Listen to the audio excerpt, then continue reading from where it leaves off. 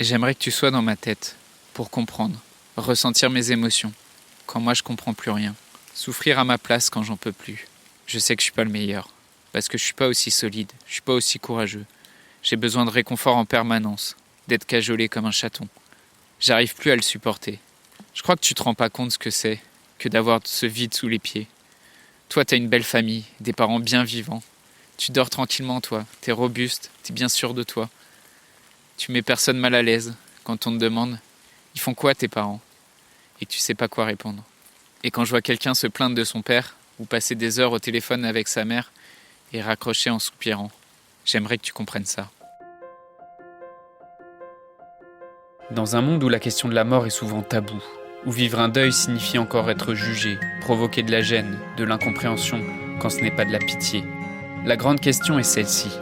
Comment des orphelins comme nous, qui avons vécu très tôt la mort d'un parent, qui ne voulons pas porter ce poids sur nos épaules toute notre vie, ni qu'il impacte nos relations actuelles, comment nous pouvons y donner un sens nouveau, construire des relations plus profondes, et surtout, comment nous reprenons le pouvoir sur nos vies. Mon nom est Johan, et bienvenue chez les orphelins résilients. Comment en parler dans le couple ? Faut-il d'ailleurs en parler dans le couple, et à quel moment ? Est-ce que c'est quelque chose qui aide à construire un couple solide ? Alors c'est vrai que c'est quelque chose que j'ai toujours raconté assez rapidement, la mort de ma mère, à chaque nouveau couple que j'ai voulu construire. Presque immédiatement en fait, c'est comme si c'est une clé que je voulais donner à tout prix à l'autre pour qu'il accepte ma souffrance aussi, qu'il soit capable de l'écouter. Je me suis jamais vraiment posé la question si ça pouvait faire peur à l'autre. Et maintenant j'ai compris que c'est sûr que c'est mon identité et que je n'ai pas à en rougir ni à m'en cacher. Mais est-ce qu'en déclarant ça, j'avais pas aussi un peu tendance à aller chercher que l'autre s'apitoie un peu sur moi ou à chercher à ce qu'il écoute ma souffrance ? C'est cette souffrance que j'avais aussi du mal à écouter moi-même. Aujourd'hui, j'ai compris que c'est pas ça que je chercherais à construire dans un couple. Et c'est pas sur cette pitié que je voudrais construire mon couple. Et surtout, je voudrais pas attendre que ce soit l'autre qui me sauve. Que j'ai d'abord besoin d'être confiant seul avant de faire peser ce poids sur quelqu'un d'autre en couple. Et c'est une difficulté aussi que j'ai rencontrée avec l'orpheline avec qui j'ai eu une aventure amoureuse. Cette difficulté à parler de son deuil sans faire peser sur l'autre sa souffrance et ses questions non résolues. Et j'ai retrouvé cette difficulté dans des échanges avec différents orphelins et orphelines, surtout et notamment dans des couples de jeunes adultes, parce que souvent le copain ou la copine, le conjoint ou la conjointe n'a pas forcément vécu de deuil de ce genre-là, ou n'a même pas forcément vécu de deuil comme ça dans sa famille. Et donc c'est très dur de se faire comprendre, c'est très dur de demander à l'autre de se mettre à sa place. Et souvent ça crée pour l'orphelin ou l'orpheline de la souffrance, cette inégalité vis-à-vis du deuil. Parce que l'autre n'a connu aucun deuil, donc c'est difficile pour lui de me comprendre, c'est difficile de se mettre à ma place, c'est une souffrance pour moi et c'est une souffrance pour lui aussi.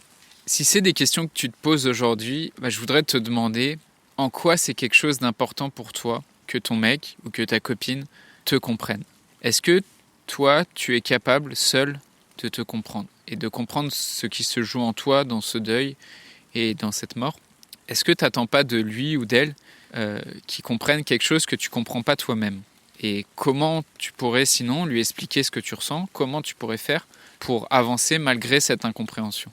Parce qu'on va chercher en fait en l'autre, souvent dans le couple, un refuge, comme un endroit pour nous protéger du monde extérieur, pour nous aider à supporter nos souffrances et que l'autre nous soutienne.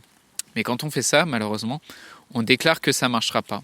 Parce qu'on déclare que le monde extérieur est dangereux, que le monde extérieur est incompréhensible, qu'il faut s'en protéger, que tous les autres en dehors du couple sont hostiles et que c'est nous contre eux.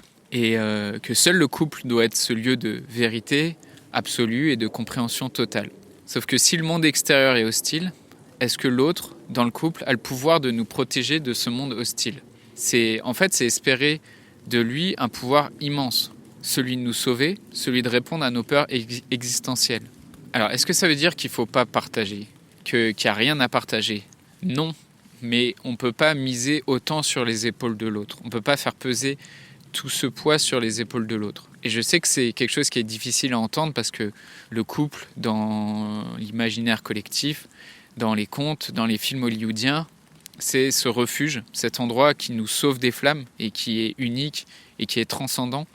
Et donc on se dit que si c'est pas ça, c'est peut-être quelque chose qui est un peu fade. Et surtout, à quoi ça sert le couple si c'est pas pour te sauver des flammes et s'il n'y a pas de flammes?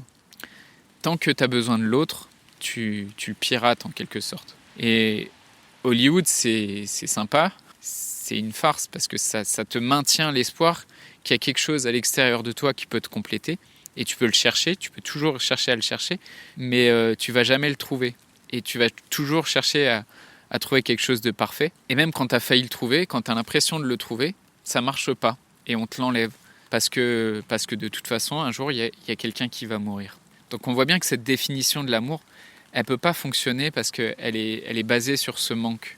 Et donc à cette question, comment parler de son deuil à son mec ou à sa compagne, quand j'ai l'impression qu'il ou elle me comprend pas, je dirais tu peux essayer d'en parler avec légèreté, en bonne intelligence, sans qu'aucun soit gêné ni que ça pèse sur l'un comme sur l'autre. Si tu es capable de faire ça, alors pourquoi pas? Mais je pense que c'est quelque chose qui est vraiment pas évident. Et je te demanderais plutôt à toi, qu'est-ce que tu as compris dans ce deuil? Qu'est-ce que tu t'aimerais comme éclairage de quelqu'un qui n'a pas forcément résolu ça, qui n'a pas forcément vécu ça? Et je t'inviterais à chercher toi-même des réponses ailleurs sur ces questions, et plutôt que nécessairement les faire peser sur l'autre, ces questions existentielles, si lui, il n'a pas de réponse et si lui, il n'a pas forcément eu à se poser ces questions-là. En tout cas, prends garde à ne pas espérer de lui ou d'elle qu'il ait le pouvoir de te guérir de ça. Et sinon, si tu cherches des réponses à ces questions, rejoins-nous dans le groupe Facebook parce que je suis actuellement en train de préparer un accompagnement qui pourra t'aider vraiment plus profondément sur ces points-là, de manière plus structurée, et t'aider à retirer ce poids qui pèse sur ton couple. Je voudrais te remercier d'avoir écouté cet épisode et j'espère sincèrement que ce que je t'ai partagé aujourd'hui t'a aidé. Si ça t'a aidé, alors assure-toi de le partager avec quelqu'un d'autre qui en a besoin. J'ai créé récemment un groupe Facebook qui rassemble des orphelins ayant pour mission de partager leur expérience et de s'entraider. Ce groupe s'appelle Orphelins Résilients et l'accès est gratuit. Tu peux retrouver tous les détails pour rejoindre le groupe dans la description du podcast. Orphelins Résilients, c'est une communauté d'orphelins entreprenants, audacieux, ayant réellement envie de faire une différence dans leurs relations auprès de leurs proches et avoir une vie de couple inspirante. Dans ce groupe, tu retrouveras des interviews d'experts et d'artistes, des questions-réponses, des lives et des méditations, et surtout un groupe d'orphelins motivés, courageux et bienveillants. Donc je t'invite à rejoindre le groupe dès maintenant, c'est l'endroit dans lequel je partage le plus de contenu en ce moment. Le podcast Orphelins Résilients, c'est un nouvel épisode tous les jours du lundi au vendredi à 8h. Merci encore pour ton écoute. Je te laisse découvrir le sujet du prochain épisode. À très vite. Dans le prochain épisode, on verra comment être un orphelin, ça peut aussi te rendre hautain et orgueilleux.